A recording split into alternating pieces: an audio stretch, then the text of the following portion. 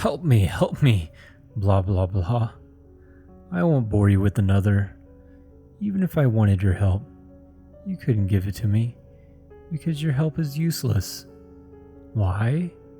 Because you're not a member. I just wish that I wasn't either. It all started innocently enough with a phone call. I'd been up for a few hours, unpacking and cleaning, waiting for the plumber to call. I just moved into a cabin and the contractors messed everything up. Because of that, I now have the wonderful task of making phone calls to competent people that can fix what the original contractors did wrong. The phone rang at 12:06. Not bad, I thought. Usually plumbers don't bother to call or show up until about 5. When I picked up the phone, I didn't even get a chance to say hello before a woman on the line told me, "Please hold for the next available operator." I hopped up and sat on the cabinet in the kitchen. It was one of the few places in the cabin not occupied with boxes. Elevator music leaked into my ear. It started to drowse off when the music stopped and a piano chord that sounded like it was 3 notes that didn't quite go together played through the receiver twice. A voice came on the line. "Welcome to the Boothworld Industries. My name is Samantha and I'll be your operator today." Name? I didn't know what to say, so I told the operator my name. "Sir, we know who you are. I'm your operator. Please give me a name to access." I don't understand," I said. "It can be anyone, sir. We just need a name." Okay," I said. I made up a name. Harold Withers. "Sir, as your operator, I must point out that fictitious names, or the names of people that you don't know, cannot be used." "Used for what?" I asked. How had she known that I had made up that name? The whole thing felt like it was some sort of prank, but hardly anyone knew my new phone number. "Remodeling." "Remodeling? Is this the plumber?" I asked. "Welcome to Boothworld Industries. My name is Samantha, and I'll be your operator today. Name?"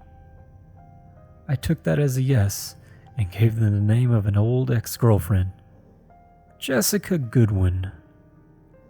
I could hear the clicking of a keyboard on the other side of the phone. It sounded like the woman was pounding the thing with her fist. After a few moments of the sound, she returned. "Jessica Goodwin," she said. "Remodeling is scheduled for August 21st, 2015. Would you like to reschedule?" I was silent on my side of the phone. I couldn't believe this. Someone had to be playing a prank on me. "Who is this? Is this you, Jessica? Are you playing a prank on me?" I asked. The woman didn't respond for a long time.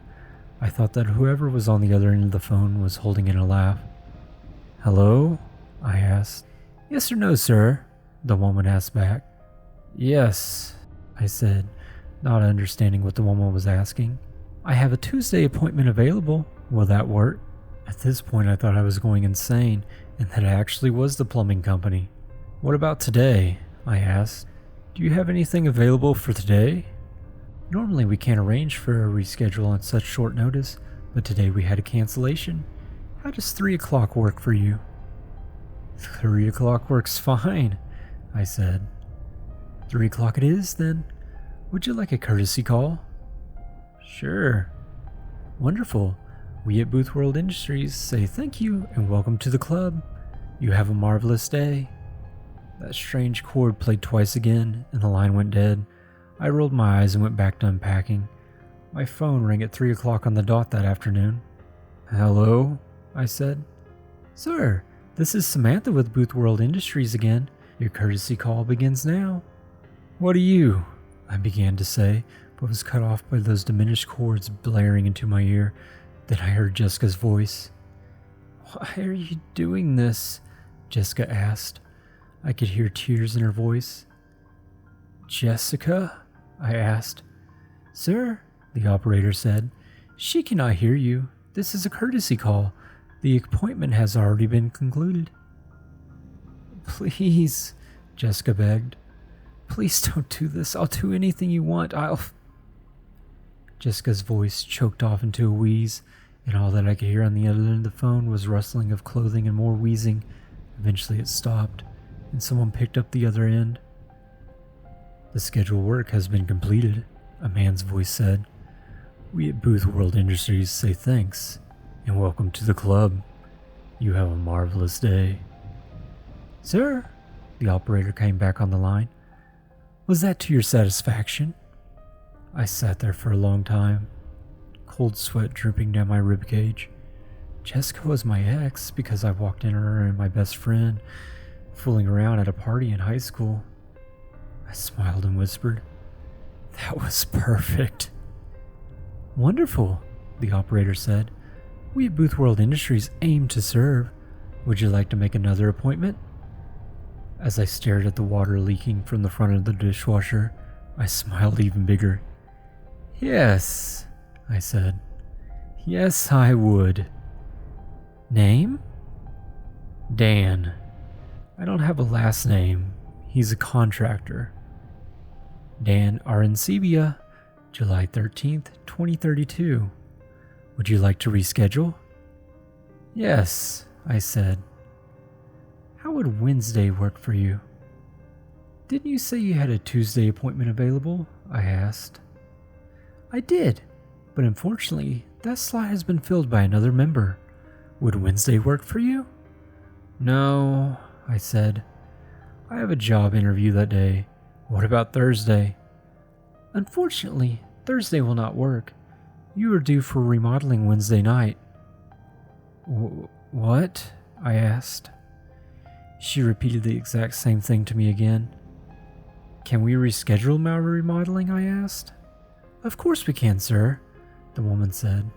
It sounded like she was smiling on the other end of the phone. "There's always a way." I waited for her to tell me how. She didn't speak. "How?" I asked. "Boothworld Industries is always looking to add new members. We are, of course, a membership by invitation only club. Sadly, our membership numbers have fallen in recent years. Economic recessions, wars, politics.